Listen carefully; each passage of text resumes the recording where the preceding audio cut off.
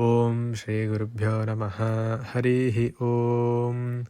आतु न इन्द्रक्षुमन्तं चित्रं ग्राभं सङ्गृभाय महाहस्ती दक्षिणेन विद्माहित्वा तु विकूर्मिन्तु विदेष्णन्तु विमाघं तु विमात्रमवोभिः रहित्वा शूरदेवानमर्ता आसोदित्सन्तं भीमन्नगां वारगन्ते एतोन्विन्द्रं स्तवामेषानं वस्वस्वराजं नराधासामर्धिषण्णः प्रस्तोषतुपागासि शच्छ्रवत्साम गीयमानम् अभिराधासा जुगुरत् आनो भरदक्षिणेनाभिसव्येन प्रमृश इन्द्रमानो वसोर्निर्भाक् उपक्रमस्मा भारधृषता धृष्णो जनानाम् अदा आशुष्टरस्य वेदाः इन्द्रय उनुते अस्ति वाजो विप्रेभिः सनित्वः अस्माभिः सुतं सानुहि सद्यो जुवस्ते वाजा